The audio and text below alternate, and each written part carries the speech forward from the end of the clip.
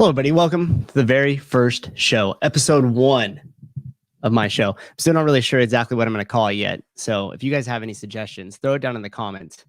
I don't know about putting my name into it. I thought about doing that at the beginning and it seemed kind of weird. So I don't know. Anyhow, I got some stuff planned for you guys today. I want this show to hopefully be of use to you guys. That's why if you notice at the first portion of it, it says, hold on, I need to turn this off because there we go. Now my internet should be better. Sorry if it got scratchy for a minute. Get with the programming conflict. Oh no, is there a show happening right now? Dun dun dun. Well, mine's going to be relatively boring. We're going to talk about Trump. We're going to talk about some scientific misconduct going down at Harvard and how that school has just been a complete shit show. And I'll explain to you guys exactly why it is. And we're going to talk a little bit about Jim Cliques and what I think you should do about it. The show will kind of be all over the place. It's just going to be talking about stuff that I find interesting. So hopefully you guys find it interesting too. If not, probably won't watch much of it. Drew McGavin, no, hello to you. Thank you, sir. Drew, yes, they're talking about CrossFit Open at Get with the Programming. Awesome, cool. Well, this will be here and live in perpetuity afterwards, so you could always come back and watch it later. So here's what I got going on for you guys today. Here's what we got planned.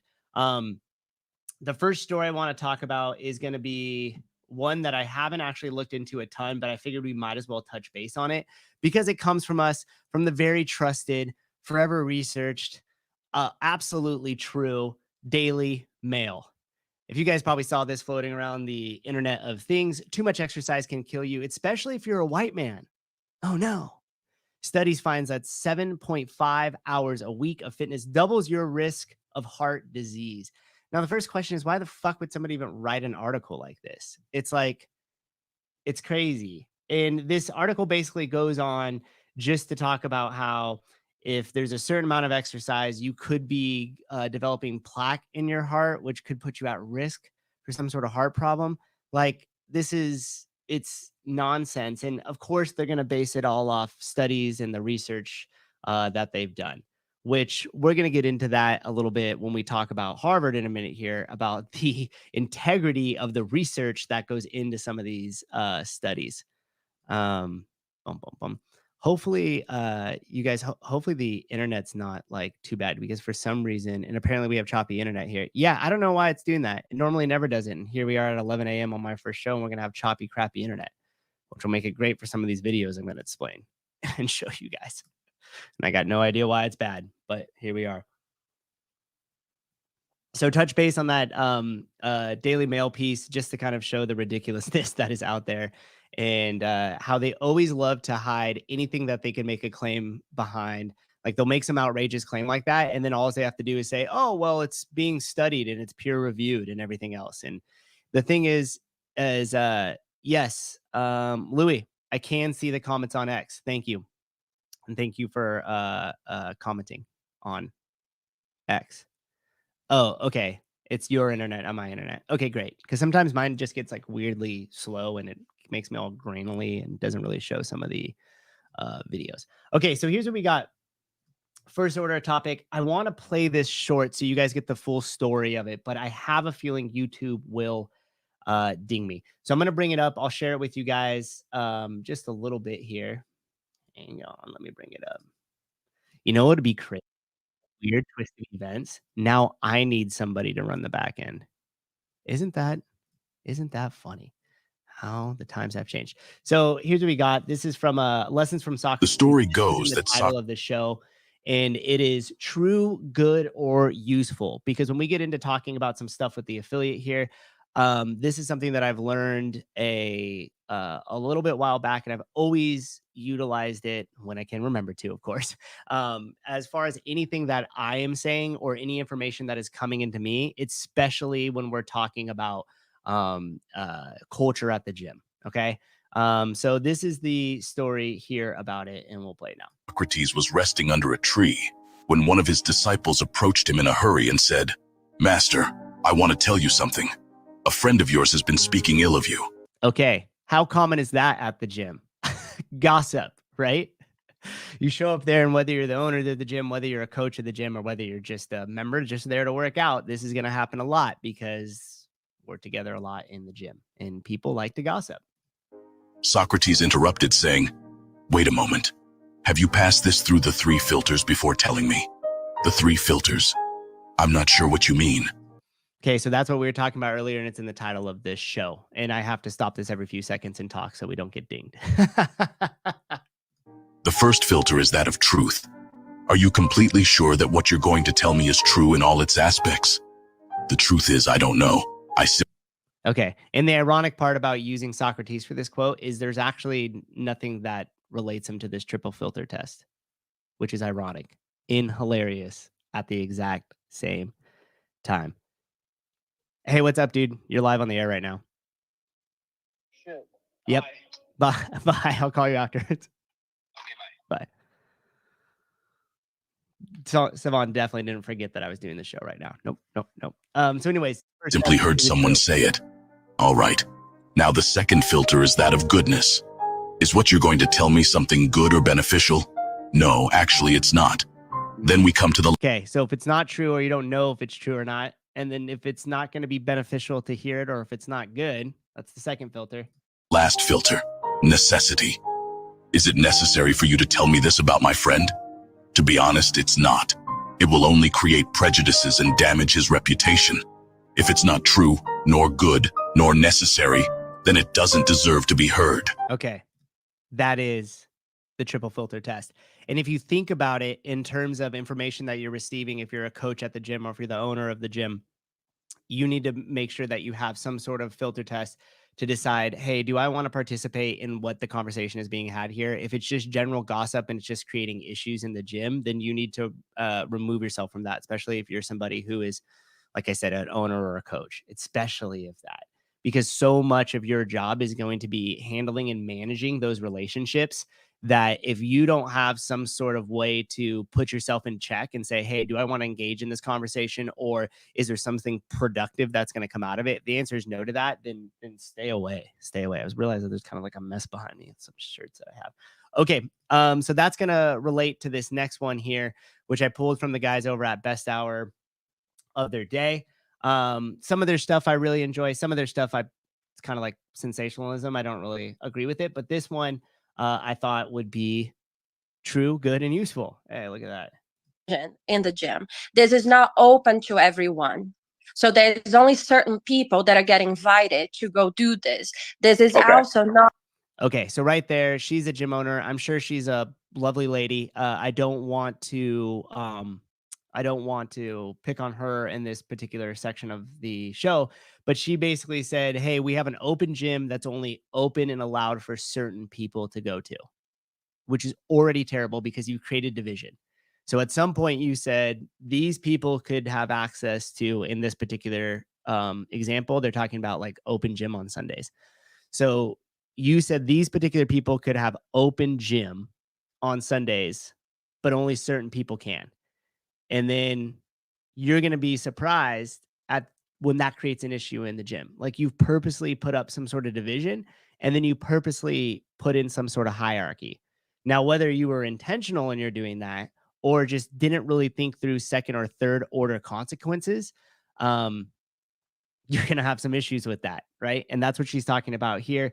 And right now, Jeff Fern is going to step in because she mentions like the riff or the discrepancy between the people who are doing the open gym, which I'm assuming is at least one coach and probably some members, are having a problem with the programming. And so Jeff steps in here. Are aligning with the programming. So they are going about. So the issue here, and I'm glad you brought that up. So the issue here is not the programming, right? That's a solvable problem. It's actually very easy to solve. The issue is you have somebody that is creating a clique. Programming aside, doesn't matter. Who cares? Correct. Yes. I'm like, that is a solvable problem. You have somebody who's creating a clique. You just need to squash that. Be like, you can't bring people in until we offer open gym and everybody can come in. Then we'll do that. But stop bringing people in on Sundays. The end. It has nothing to do with programming. Yeah. So I completely agree with Jeff there. She was saying, hey, you know, it's funneled around programming. What they're doing doesn't align with the program that we have. And he was like, nope, he cut right through all the bullshit. And he was like, it has nothing to do with the programming. And in fact, it has everything to do with the fact that you've created a special place and you created hierarchy and division in your gym. At some point, you made the decision to do that, and it got out of hand as you really realized the second order consequences. And now you're like, how do I fix this, or how do I solve this problem? And I love how Jeff kept it super simple there. And he literally was just like, stop it. Be like, hey, look, this ends today. And I think at times we get ourselves into these routines, or maybe we allow the standard to slip or change, or we make these small specialty things. What's the word I'm looking for? Exceptions. We make these small exceptions for other people. Well, he's my friend. Oh, they could come in and do their own thing off to the side. Oh, well, they're training for some online qualifier, so they need the extra space. And at some point you made that decision, and then it is getting out of hand. It's no longer working for you, or there's some logistical issues. And whenever you go to make that decision, you need to pull the person who you decided to say, yes, this is okay. You need to bring them into the office, or wherever, speak with them in private, or the whole group for that matter, and sit down and explain, hey guys, we're having issues with this. I thought that this could work out, meaning in this example, the Sunday open gym. I thought that this could work out. It turned out that I made a mistake.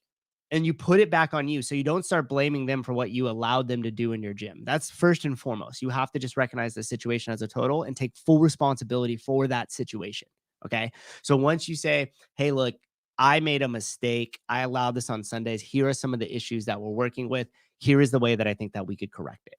And that is the most important part, because you're taking ownership. And if you notice the language that I use, I said, here is the problem we're facing. Here is some of the ways we can correct it. So what you've done is you've depersonalized it. You've taken blame for how it started. You're not even talking about the nuances or whatever happened on the Sunday open gym. And then you're looking at the problem as like, hey, here's me, here's you, here's the problem over here. How do we solve this together? Okay.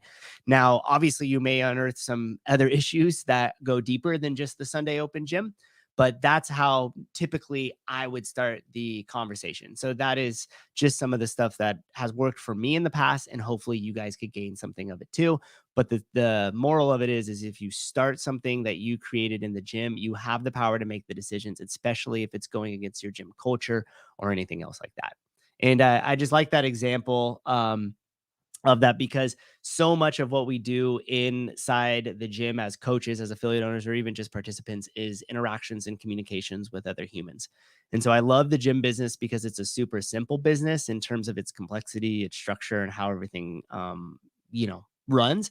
But it also is complex in the way that every single day you're dealing with your customers, and then they become your friends. They're no longer members or customers. They're your buddies. They're your coaches. They're your tribe. They're your people. And so dealing with conflict within that is super tough. So again, takeaway here is hopefully you can apply that Socrates triple filter test to anything that comes across your guys' way in life. Meaning, is it true? Should I focus on it? Is it good? Am I going to benefit from it? And is it necessary? And is it useful? Can I utilize the information that I'm taking in to make some sort of positive change or contribution?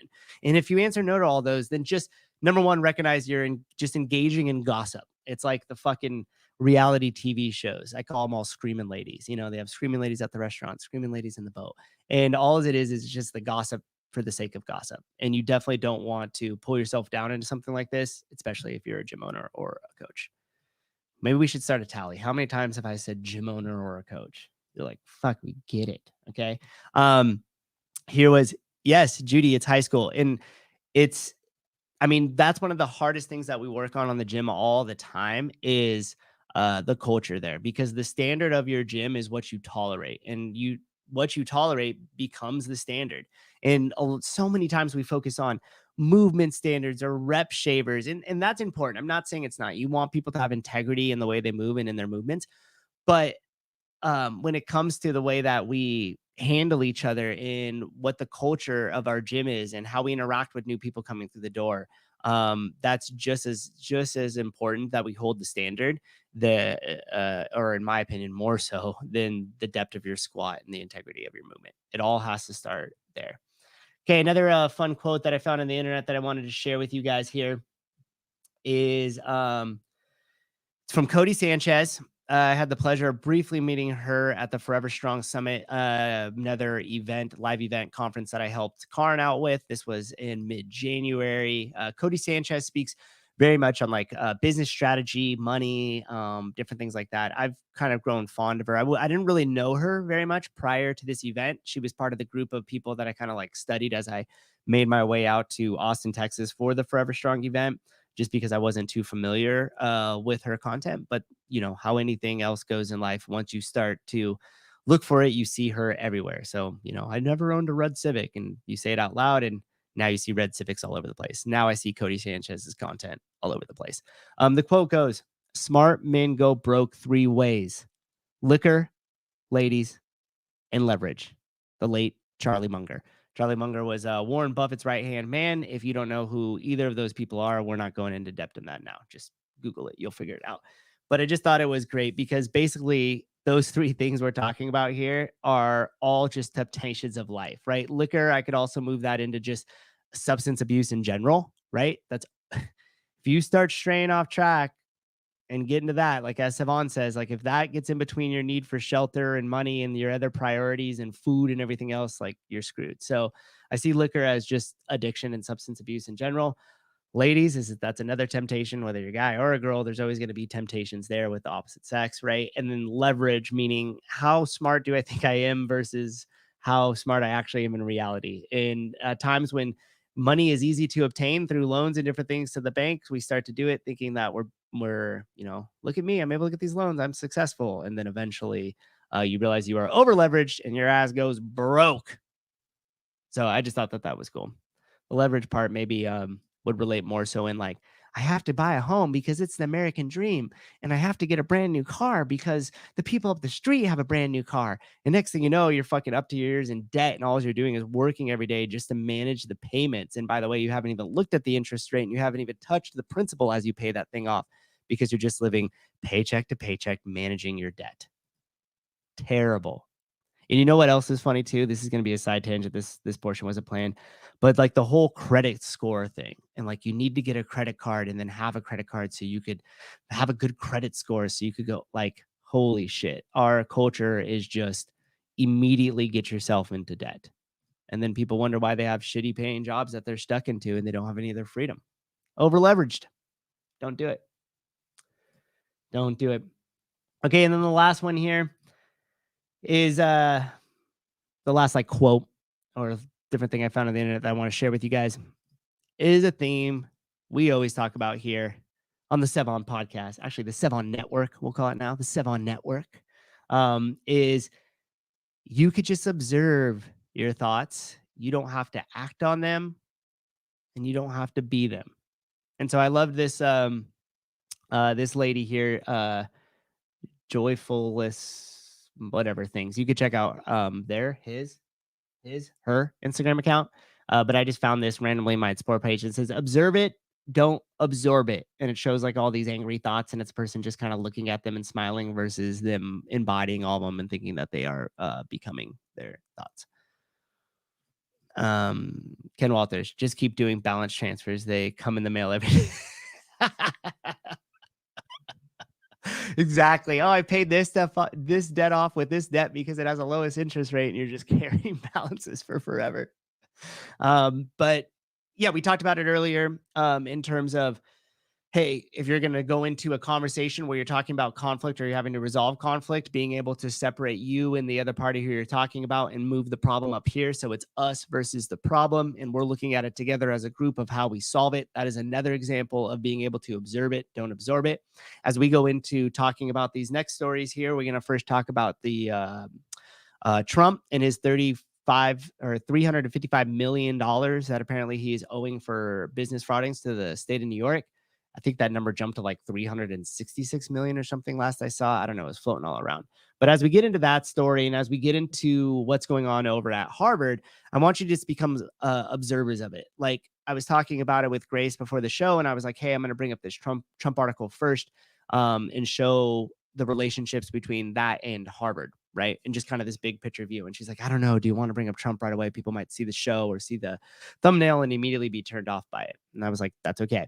I'm okay. I'm comfortable with that. You can't get past it because you see something and you have this reaction where it's not even a response. It's just you fucking something happens and you immediately react to it, you're not even taking the time to give yourself any space to respond to it, then that's something you got to work on. That's on you. Bernie Gannon. For a second, I thought I was listening to Matt on 1.5 speed. Nope. It's normal speed. Yeah, dude, this is me like in the middle of the day after coaching, you know, a handful of classes, nice and awake, jamming off like my third cup of coffee. So these shows are gonna you're gonna think it's in 1.5 speed, but nope, it's just me talking at normal. So observe it, don't absorb it. And hopefully that could be the useful thing you guys take away from the show today, along with the Socrates triple filter. Okay, so let's get into the meat of what we're going to be talking about for the second half of the show here. So it is no surprise to most of you guys that Judge Engoron, and by the way, I'm going to fuck up every single name. Okay, just deal with it. And if you guys want to spell it out phonetically into the comment section, it's appreciated. I ain't gonna knock you for it. Anyhow, judge finds Trump guilty, orders him to pay $354 million for fraud. Okay, so why am I bringing it up? Why am I talking about this? The reason why I'm talking about this is because it is everywhere. Most people will talk about how much Trump owes in these astronomical numbers that we can't even wrap our heads around, you know, $350 million. Okay, it might as well be $300 billion, right? It's such a big number. But the main point that I want to make here is you cannot go anywhere without seeing this. Seeing either the fact that it's just there, it's present in the news, it's all over the place. It's the numbers are there. It's being shown that like, yay, we finally got him. We pinned him down. He's been doing business fraud dealings, and now we're gonna make him pay for it, right? And another interesting thing about this case with Trump is if you think about it, it's like, okay, well, who's the victim here? Like, who got the wrongdoing to them? Like, who's the one that was left hurt by this fraud or these fraud allegations that are coming on Trump? And then also, too, what does that look like from the bank's standpoint? So if you look at some of those articles, it just talks about there was 0 victims in it and the banks love Trump. Now, this could totally be wrong, too. And the reason why I'm bringing that up isn't to get in the tit for tat about the Trump thing. I'm not a huge Trump guy myself. If you are, great. If you're not, great. But the point is that we can't get anywhere without seeing this. And most people that will talk about it aren't even really sure what happened. So they'll say, hey, did you see Trump owed $355 million? And you're like, yeah, what was the crime? Like, what was the civil suit about? And is it going to be criminal? And like most people are just like, I don't know. I don't know the details of it, but I saw this. It's like, okay, so you have this vague picture of it, but it's everywhere. You can't escape it. You're going to see it everywhere. Okay. Now, why is that important? Well, that is important because we are going to segue here into our next portion, which is going to be talking about Harvard. Like that little like rich person voice. In the Diana Farber Cancer Institute is committing scientific misconduct with its handling of the investigation. This is brought to us by the great folks over at Broken Science Initiative. If you guys haven't gone over and checked out the website, signed up for the newsletter, these articles will be being put into your guys' inbox every single week. I think they put a new one up, and we'll be discussing some of them here on the show. Geez Louise, don't try so hard. You're doing good. Thanks. That was like a slap in the face, but then like a help up at the same time. It was a little bit of love in there and a little bit of a reality check. Thanks, Geez Louise. I appreciate it. So inside this article here and why it's important, how it relates to Trump is when we talk about cancer, we talk about cancer research, and I'm just going to use small little bits for this article. This was written by Russell Berger. He was just on the show not that long ago, I think like last week or something like that. And he wrote this article here. It's a half a shit sandwich. Yeah, it's like a shit sandwich, but with like a cup of soup or something good as well too. Okay, so on the heels of President Claudine Gay's resignation. You guys remember her? She was the one that sat in front of Congress and basically couldn't condemn the hatred of Jews on campus. And then she got in trouble for plagiarism later on and was forced to resign. Harvard's Dana Farber Cancer Institute now faces allegations of data manipulation in more than 50 published papers. The article goes on to say the allegations are concerning. While errors are inevitable in a scientific process, some of the flagged papers, like this one, contain images that have appeared to have been purposefully manipulated and photoshopped. Like they photoshopped pictures into their research. Okay, so the article is going to go on here. The Committee on Publication Ethics is an internal national organization that publishes guidance on how to evaluate claims of scientific misconduct. Okay, so let me show you guys exactly what it looks like when we Photoshop pictures into our research. This is going to come from, hold on, let me cite this guy's thing. Yeah, Pete Jude. Pete Jude did a whole entire like 15-minute video on all the scientific misconduct that's happening over at Harvard and just the bullshit that's coming out of it. But he did a really good side-by-side view of what these photoshopped images look like. So we're going to play a little bit of his stuff here. So in today's video, I'm going to be breaking down the allegations against Khalid Shah because that video you saw was Khalid Shah, he's talking about the photos that were manipulated in the paper. Some of the image manipulation that you're going to see is like shockingly amateur, and it's amazing that this managed to get through peer review. But to be honest, at this point, I'm not surprised that, pretty much anything can get through peer review. So I'm going to... Okay, did you hear that? He said it quickly, but it's super important. Pretty much anything could get through peer review and get published. And now when we go back to talking about the Daily Mail and some of these other studies that are putting out, you guys see a ton of it on like Ozempic. That's a real popular weight loss drug, quotations around that, that is out now. And the biggest thing that they always say is, hey, it's been peer reviewed, and it's been peer reviewed and published papers. So that's supposed to hold weight. That's like the holy grail for us. Like, oh, it's been peer reviewed and it's published from an institute such as Harvard, right? Like now, oh, we trust it. But do we really? Because as people like Peter Jude and the individual who first blew the whistle on these allegations where things were being photoshopped from Dana Farber Cancer Institution, he pulled the trigger on it and basically exposed what was happening. And the article here that Russell Berger wrote basically is saying that the guy that's supposed to be looking into it, right, to keep the integrity of the research and to make sure that the peer-reviewed publication still actually has integrity to it, has validity to it,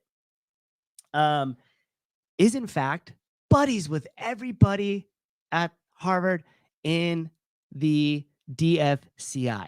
Isn't that a coincidence? So this is going to read from the article. Hold on, just lost my spot in the notes here. Yeah, Roland has worked closely with the CEO for decades. At a DFCI event in 2022, the CEO referred to Rollins, and Rollins, by the way, is the guy that is responsible for looking into all these allegations and conducting the investigations internally, right? The CEO goes on to say, Rollins is her right arm, a wise counselor and a loyal friend of 30 years and a cherished colleague. Likewise, Roland has spoke of his fondness for the DFCI and the relationships he's established with the people who work at the Institute. They are brilliant, they are kind, they are world-class leaders, and this is quotations from Rollins happening here, and they have become my friends.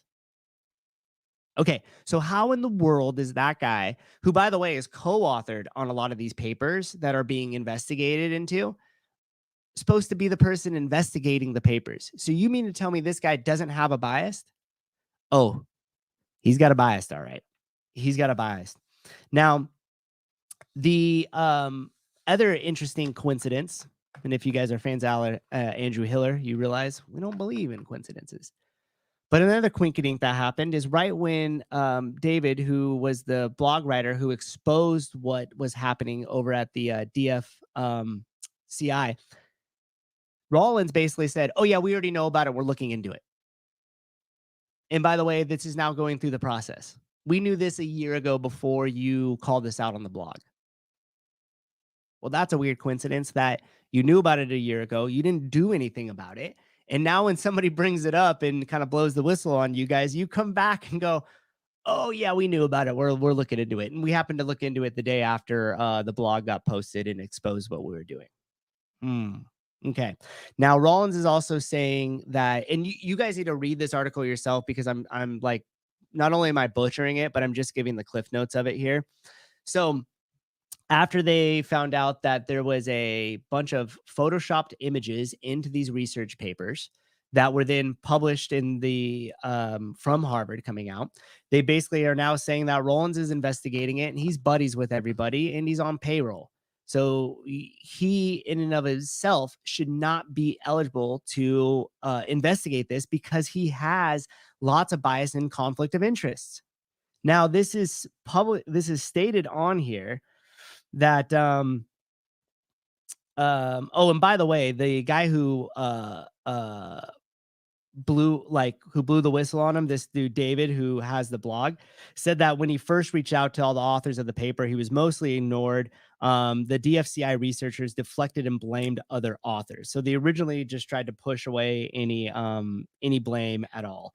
And then Barrett Rollins, that's the guy who we were talking about, who's the DFCI research integrity officer. We knew many of these papers and their allegations before the blog post. That's what he was going on when he was telling me earlier. It was crazy. Okay, so let me find. Oh, and so this is important. This isn't the first time university has come under hot water like this. This is exactly what happened, and this is a quote from the article here from Russell Berger. This is exactly what happened to Duke University in 2019. Duke researchers used fraudulent research to support grant applications that they submitted to the EPA and the NIH. As a result, the school was forced to settle with the Department of Justice for $112 million. And the reason why is because they're publishing these papers, clearly fabricating the data and the information, so that way they could get grants. And in this particular case, with the DFCI, the grants amounted from these papers that are all being now looked into was $50 million in grants they received from these papers that are now known fraudulent papers. And the main thing to take away from this article here is the fact that Rollins, the guy that's supposed to be investigating into it, has clear conflict of interest and bias because he's buddies with everybody who wrote these papers. Now, the other thing that was interesting is Rollins is suggesting that it's not scientific misconduct. It's just a general mistake, right? Because in order for it to be scientific misconduct, and I quote here from the paper, is Rollins is suggesting that intent to deceive is a part of testing determining whether or not scientific misconduct has occurred. So he's basically saying, hey, they didn't do it intentionally to deceive people. So there's no way it can be scientific misconduct. It was just, it was just a mistake. Oops, accidentally photoshopped some pictures into there that I didn't mean to do. You know what's also funny too? This shit is like what I used to do at high school. Like you have to come up with a paper and you kind of just like Photoshop some shit in and just kind of like make it up and like slide it in the teacher's desk and hope that it passes and you get a good grade and nobody calls you out on the fact that everything you put in there is like bullshit. So here's an interesting thing. The U.S. Federal Research Misconduct Policy here, published in December of 2000, includes several interactions with public comments to clarify the issue, meaning was Rollins in suggesting that there has to be intent to deceive in order for the DFCI to actually have committed scientific misconduct? And the answer to that is no, because under the response of the policy, 3 elements must be met in order to establish a finding of research misconduct. Okay, 3 elements must be met. The elements are intentionally, knowingly, or recklessly. Now, here's the deal. Only one of these need to be demonstrated in order to satisfy the element of research misconduct in the finding. Okay. So he's trying to deflect it and say there's no way this could be scientific misconduct when clearly it is. And also, too, again, this is this guy's buddy. Like, you mean to tell me that there's an actual serious investigation going on here? No, there's not. I definitely suggest that you guys go off and go to brokenscienceinitiative.org. You go read the whole entire article yourself. There's even more stuff that's coming out about Harvard now. And we'll kind of end this section of it with, again, our friend Peter Jude here, which I just thought this part was funny, where they were actually taking photos from different like websites where people were actually just selling stuff and putting them into the research papers. That sells antibodies. It's like so hilariously lazy. This image in the third row is actually taken from a website that sells antibodies. Literally, they went to a website that sells antibodies, stole the photo, and then put it into their papers. And these are being peer-reviewed, published through institutions like Harvard. Okay, so now you ask, how does that relate to Trump? Well, it relates to that in the attention and what we focus on. You can't turn on the news, especially mainstream corporate media. You can't look through Instagram without seeing the Trump case. And it's been going on for a long time. You can't escape it. It's there in your face. Most people feel super angry one way or another, but couldn't necessarily even tell you the details of the case or exactly how the whole thing's going to play out. Right. And then again, we go back to what we talked about earlier with how many clear victims were there of what Trump was doing. Apparently, there's none. There's no victims. But ask yourself this: when it comes to cancer, how many people do you know that are affected by it? How many people do you know who has lost their life to it? And yet, this whole entire thing, where we have one of the most established cancer institutes in the research that's happening inside there, backed by Harvard, is just complete bullshit. They're making stuff up, Photoshop, taking photos from websites and putting it in their papers, literally like some shit that I did in high school. And they're getting millions of dollars of grants, federal grants that are funded by us to do these fraudulent papers. And it's the integrity of the research is completely gone. And then you ask, who is the victim there? Well, what about all the fucking families of cancer victims? What about all the people that have cancer that are going to the doctor, that are hoping that there's going to be some sort of new development, some sort of new research that's going to come in, it's going to help them, they're going to be able to live, their family's going to have their parent, their family's going to have their dad, their mom, their sister, whatever the case is going to be. And these fucking people are over here photoshopping shit in and putting it into photos, getting millions of dollars for it, and then profiting off that research and profiting off the care that you're supposed to get.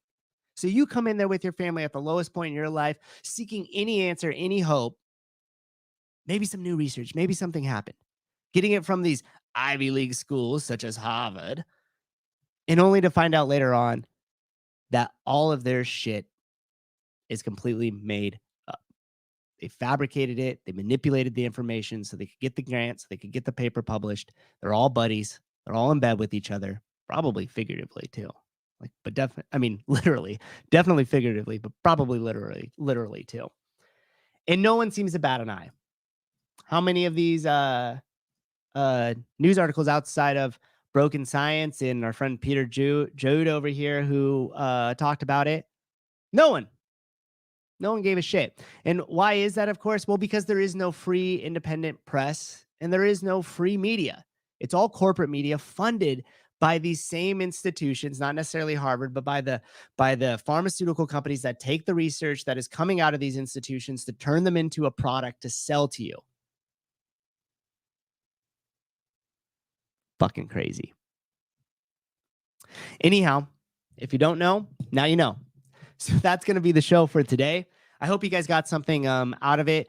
I don't know if we'll be able to hook up a call line to it. Hopefully we will at some point, because I would love to be able to like lay out some of these articles at the beginning of the show, start to go through them, and I would love to get your guys' like input on them.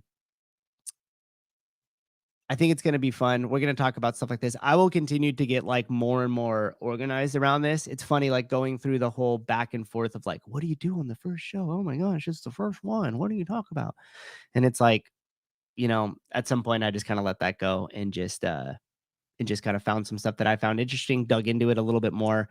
I will for sure get more like organized in my thoughts too, which will be fun because we'll be able to like go through some of these without kind of like beating around the bush a little bit, pinging around. Okay. So I hope you guys enjoyed it. Geez Louise, yes, that was at the very beginning of the show. We talked about the cliques inside the gym and how to basically handle conflict or, you know, different things like that inside the gym. Magnus, 7 out of 10 on the first show. I will take that. 7 out of 10 is, I'm happy with that. Thank you. I appreciate that. Okay. And on the very last piece here, I just wanted to talk with you guys about moving with a purpose, and I'm going to leave you with this. There's always a chance to move with a purpose and have some intent. And especially when it goes into our workouts, we want to move with intention. We want to move with purpose. We want to make sure that we're in the full range of motion. We're holding the mechanics. We're holding the integrity of our movement. But also, too, we can move with intention through life and through our jobs. So try not to just become unconscious of your spending. Try not to become unconscious of like what's happening around you. Like be fully engaged with it. Move with intention. Be more intentful in the way that you're acting and how you're doing. And here's a perfect example that I like to use. When I was helping out Karn with a couple of these other events, the CrossFit for Health Summit, the Forever Strong Summit, stuff like that, when some of these like actually anybody who I met like came in the room that I either had met through a meeting, like a Zoom meeting that I had to be on with them, or just knew them because they were one of the more high profile speakers that came in. If I'm sitting down and this is the first impression of somebody coming into my space or the room or anything else, or even if it's not a first impression, you even know them, but you haven't really seen them in a little bit. The second I see this person, I move with intent. I jump out of my chair and I walk right over. Hey, so-and-so, how you doing? Great to see you. Come on in. People remember that shit. Especially if it's the first time meeting them. If someone comes into the room and you pop right up with a smile on your face and you go right over and you greet them, hey, how are you doing? And you don't make that first like awkward approach, like, hey, it's so good to meet you in person. Welcome. This is awesome. Come on in. If you do that with people that you first meet, if you do that with people that first walk into your gym, if you do that with just people out onto the street, they're going to notice that you move differently because you're moving with intention, you're moving with purpose. And most people kind of don't. We're all so caught up in our bullshit. Definitely, I do get that way from time to time too. But the individual that's able to pull themselves out of that and act consciously through life, like they just feel different. They give you more energy. They kind of like fill you up. And that's one of the a strong quality of a person that other people are attracted and they want to be around. So be that person. Move with intention in what you do in your gym. Move with intention with what you do in your life. And definitely move with intention when it comes to meeting or bringing some new people in. Okay. All right, guys. Thanks for joining me. They like peaked out at like 60. That's amazing. I was just hoping like half the people would show up. You guys are great. Thank you so much for hanging out. Ernie, 100%. Didn't see you in there. Ernie moves with intention. This guy came in and fucking killed it for us for the CrossFit for Health Summit. And he is remembered by everybody that was there, especially a lot of the people that formed the teams like Emily and Karin and stuff like that. Like you are on the list because you moved with intention. Okay, guys, thank you so much for joining. I will see you next Tuesday and probably on a show somewhere between now and then, but I'll see you guys next Tuesday at 11. I appreciate it. I hope you guys have a wonderful day and do some good in the world. Alrighty. Bye-bye.